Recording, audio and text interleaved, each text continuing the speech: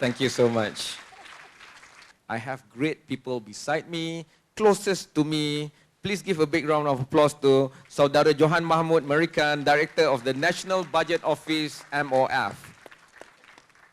Miss Lee Jim-Ling, thank you so much for making the numbers, and even more, I believe, Managing Director and CEO of Hong Leong Investment Bank. The good Dr. Verindanjit Singh, Group Chairman of Excel Asia Inc. I hope I pronounced that right. And last but not least, Dr. Muhammad Afzal Nizam Abdul Rashid, Chief Economist, Bank Islam Malaysia Berhad. If you only have to sum up your reaction to the national budget in 1 minute, what is it about and what's good about it? I think in a nutshell, the budget is fairly balanced in terms of its approach. We are looking at the B40 and at the same time trying our best to narrowing the gap in terms of income inequality. You notice that there's a tax for the 2 million income earners, right? Bump up to 30%. And at the same time, there's a lot of tax incentives to promote investment activities. Okay. So yeah. Basically well crafted. I think it's well crafted, it's wide ranging, it's inclusive, it's a responsible budget. But we always remember it's just a 1-year plan. Yeah. We all get very worked up about the budgets. When I look at all the questions coming out earlier, we all get worked up, but we need to understand the longer term vision. Right. And that sometimes needs clarity. Yes. But 1-year budget, I think it's good.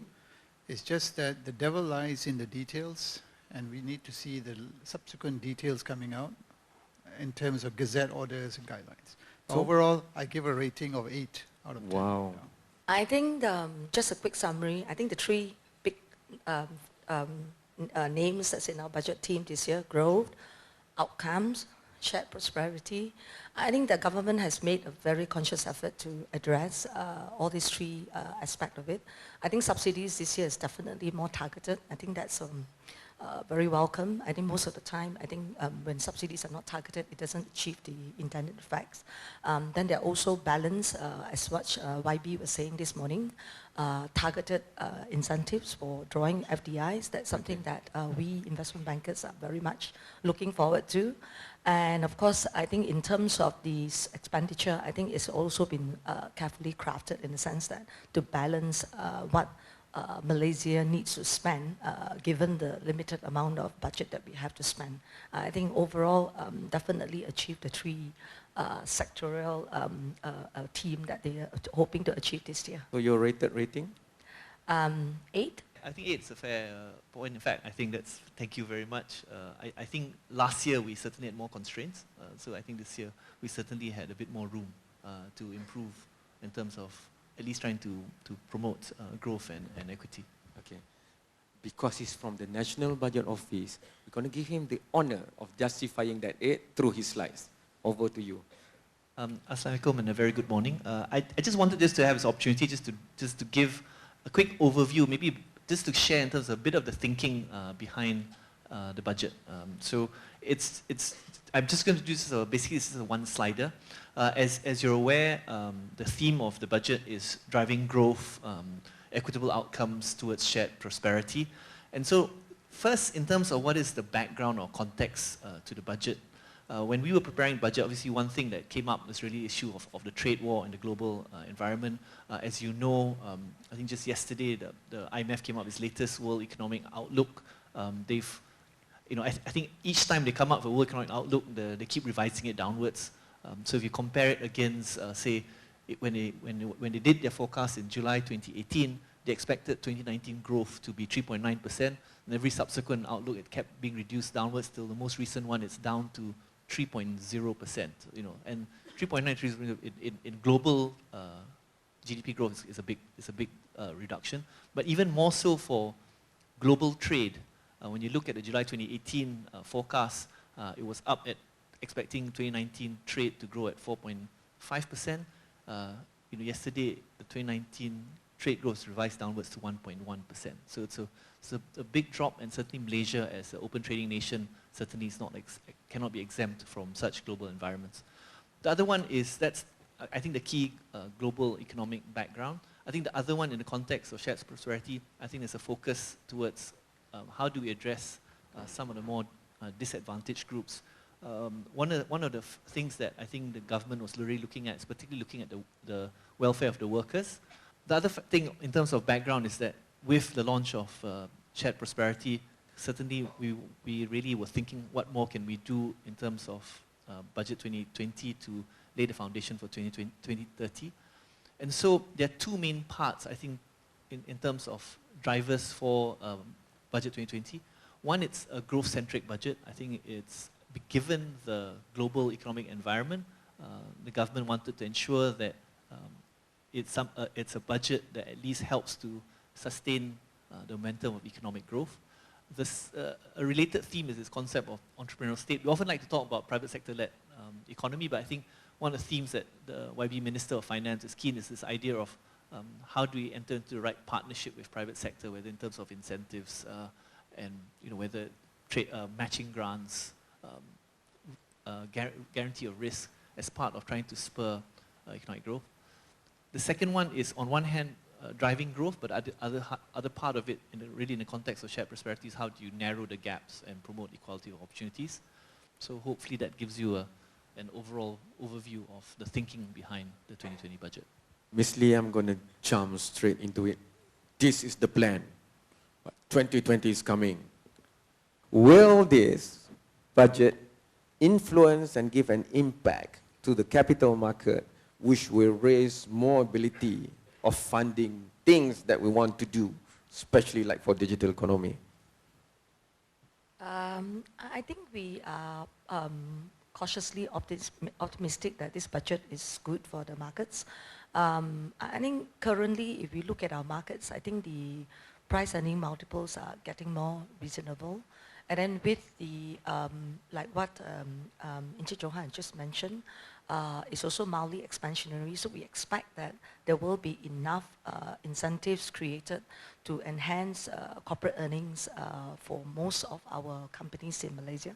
So for that, I think in as far as Hong Leong Investment Bank is concerned, we are optimistic that there will be renewed interest, albeit that the international developments are always affecting, right, the performance of our markets anyway. I mean, the outcome of Brexit, the trade-China tensions, I mean, these are the ones that has always been weighing on the markets itself. So we look at really in terms of the broad-based announcement under the budget, there will be quite a few sectors that will benefit from these incentives itself. So that's why we are positive that the markets should see some upside potential. For Hong Leong Investment Bank, we are targeting the KLCI to hit 1660, so there's still a lot of room from where it is now, in case you haven't invested yet. The main thing from investors' point of view would be the incentives that YB Ong did mention, all right? So I'm not going to go into that. That's really the main driver. But one point also is that there is an incentive for listing on the stock market, on the LEAP or the ACE market. There is an incentive given in terms of a deduction up to 1.5 million ringgit, or 1.5 million ringgit of expenditure you incur in listing your company. So that's something that somehow nobody seems to talk about, but that's a good thing, all right? So that's trying to encourage more listing on the LEAP and the ACE market. Whether there'll be takers depends on many other things.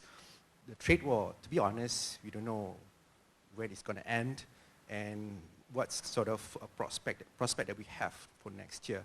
So I was hoping that, I think, the way I see it, I always under this impression that the government can actually incur slightly more higher deficits, because I'm looking at the one of derivative contracts we call credit default swap spread, you know. Now currently it's about 47 basis points, which is very, very low. At one point during subprime crisis, the CDS spread was like almost 500 basis points.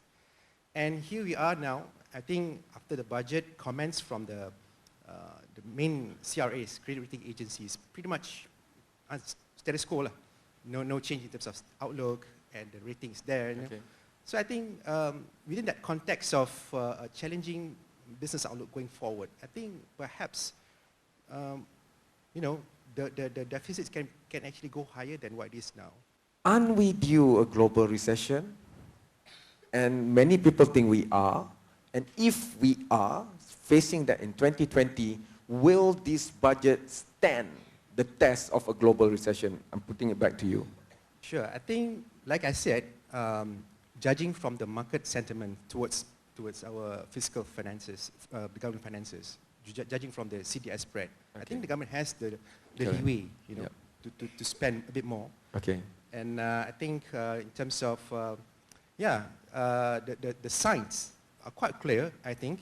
If you look at the yield curve in the US, Yes. it's already been inverted for quite some time. Correct. And empirically speaking, it usually happens, there's a time lag actually, Okay. between 12 months to 27 months once the curve inverted. And you know that GDP growth between Malaysia and US, Yes. they're quite highly correlated at 80%. I think the issue we have is this. IMF predicts that next year's growth rates are going to be better than this year. Mhm. So what headwinds are we talking about? Okay. We have a little bit of trade war. We get so excited about it, but take advantage of it, fine. But that's a puzzling part. And then Malaysia's growth rate is 4.8 next year, Yes. predicted higher than what we get. So in the end of the day, I do agree that we were all painting the picture, gloom and doom, and we are heading for downturns. Yes, there's been a slight downturn in some economies. Okay. Malaysia has been pretty successful in managing it.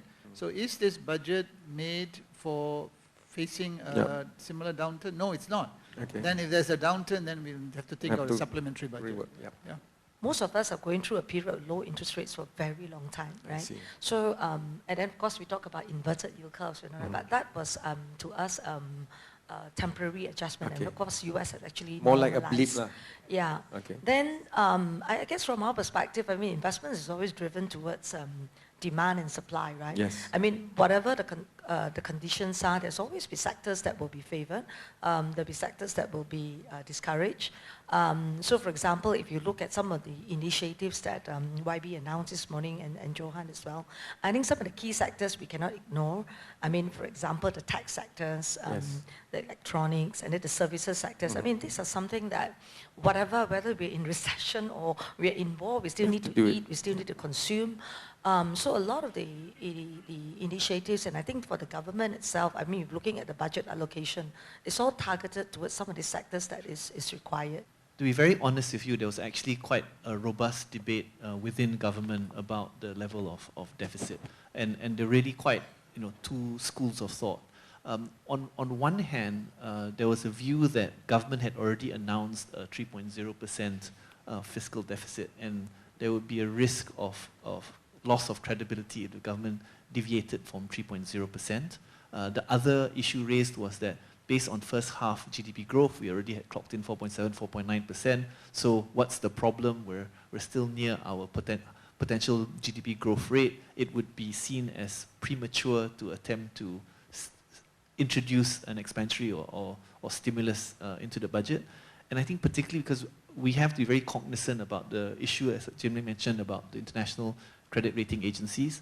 Malaysia, if you compare it with our rating peers, our level of debt, especially since the government chose to be transparent and then disclose the full 1 trillion debt and liability, we certainly are much higher. You know, it's about 77% of GDP when you take into account all of that. Of course, our official government debt is still about 53%, but when you take into account all that, we're actually much higher compared to our rating peers in terms of level of debt and liability, and also the deficit level is also relatively high compared to our ratings peers. So there were even some that went as far as to say that if we had announced 3.2 or 3.3, we would actually get an immediate ratings downgrade. So, but the other side of the coin was those who then made the case that I think it would be seen as irresponsible or even careless for government to be aware of all these global developments of heightened uncertainty. Certainly we are, you know, very well aware that even domestic sentiment is certainly much weaker. And so for that reason, you know, government had this balancing act and then chose to it needed to still show some level of consolidation, so that hence the reduction from 3.4% to 3.2%, but allowing it to slip from 3.0 to 3.2, I think the government wanted to indicate that they were concerned about the weakening economic outlook. They wanted to be mildly or preemptively expansionary, and so that was the decision made. At the end of the day, politics influence everything, especially in our parts of the world. We thought US is a bit more mature, but look at what happened, right? So all the YBs are not in the room, forget that you're a government servant. Because whenever I go through Wire's report, it's always the political analysis before the economic analysis. Okay, it's the elephant in the room. With the heightened state of politicking, with the more partisan to the left or to the right, race, religion, or otherwise in this country, don't you think that the future economy 2020 and beyond also have a direct correlation to how toxic or healthy our political ecosystem is? Because right now, and especially with digital economy, investors around the world, business people around the world, trading people around the world, they just have multiple choices. So since you're the first Sharia compliant answer to that. Okay, I think the government has decided to reduce the voting age to 18 years old, right? So I think what more important is the government need to engage more in terms of with the public, with the masses, with respect to policies, with respect to measures, how it's going to affect them. And I think the targeted group, perhaps the government should focus on the groups like teachers, which has touch points with the public, nurses, so the information flows can be done more effectively. Understood. I think that's something that's real. I mean, we look at what's happening in Hong Kong now. I mean, we are so glad that we are sitting here where all of us are so peaceful, and you know, we really want to practice that spirit of one Malaysia. And I think there's nothing wrong that in that sense. I mean, that the government has a lot of role to play in that. There's one thing good about Malaysia, I think, is what Jim says. I think we're fortunate that I think inherently Malaysians are peaceful people. And I think, and we also seem to have very much consistency of policies. In fact, I mean, just as a joke, I remember when I was still, you know, obviously under the previous elections, when the Penang government at that point in time fell from BN to the DAP at that time, a lot of investors said, you know, is there going to be a problem? And then actually there's someone who then said, actually, no, don't worry, actually it's the same. What more can I say? There is stability in policies. That's why I keep Professor Adjunct Doctor to the last. You know? Well, generally I agree in the sense that we are becoming, and we have always been, but we're becoming a little bit more politicized. A budget has to be neutral without looking at who runs whichever state or jurisdiction. Unfortunately, that's the way Malaysia has been running. This current government, when it came to power, actually promised greater freedom. They are trying to walk the talk. Giving greater freedom leads to greater risks. And when you do that, you have to bear with the risks. Ultimately, the issue we have here is that, unfortunately, within the current government, because it's a coalition of parties, you find disparity, and you find that the narrative is not consistent among ministries. One of the biggest problems we have, we've always had this, but ministries work in silos, and ministers sometimes come out with some strange things which counter another minister's comment. It hasn't stopped. This continues to happen. We need to have a common narrative. If the government of the day, all your ministers must toe the line in terms of the rationale for something, why we're doing it. And that continues to be the case. It will also continue to be the case even if you had the previous government.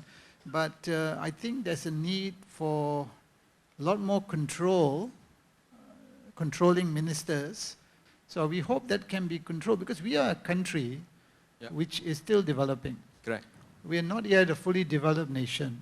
You give total independence and freedom to everybody, you actually head for chaos.